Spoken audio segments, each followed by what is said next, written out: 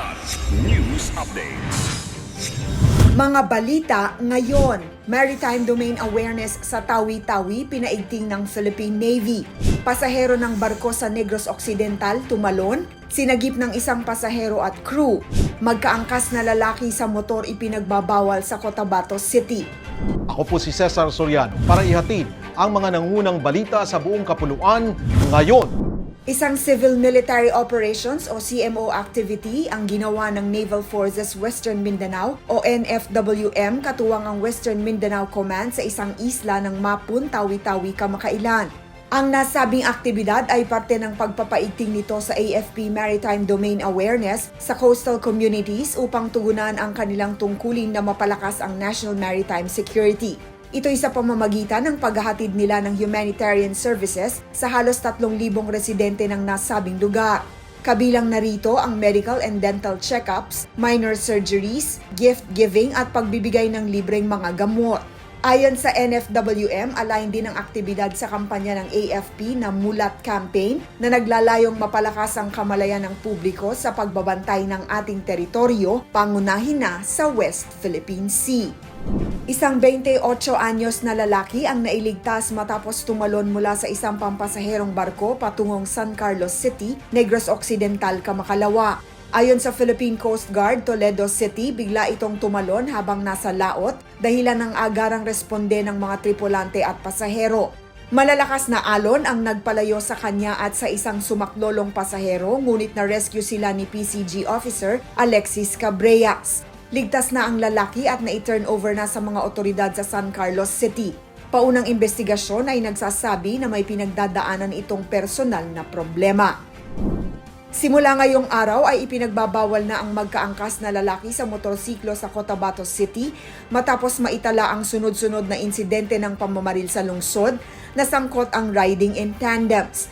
Ayon kay Mayor Bruce Matabalao na pagkasunduan sa pagpupulong ng Peace and Order Council kahapon ang pagbabawal sa parehong lalaki na nakasakay sa single motorcycle, pagsusuot ng face mask at hoodie.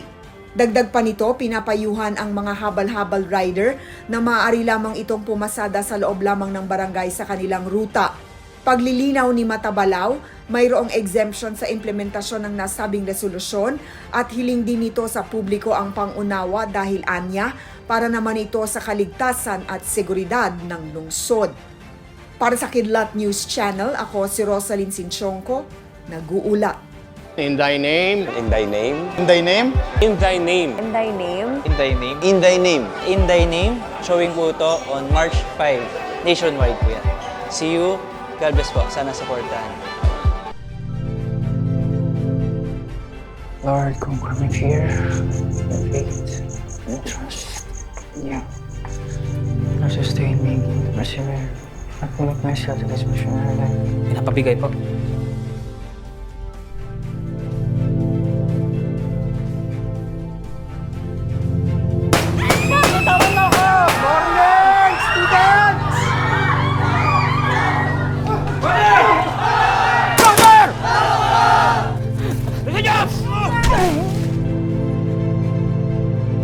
Nagdeklara ng giyera ang Abu Sayyaf.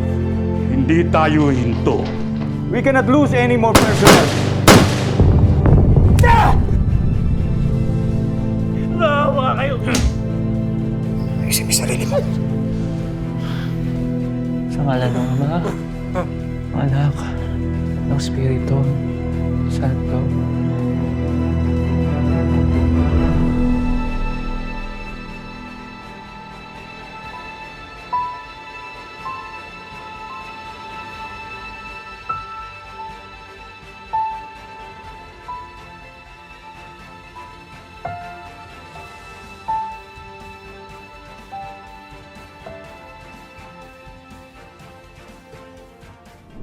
Ako po si Cesar Soriano. Palagi niyong kasama sa bawat pagputo ng balita.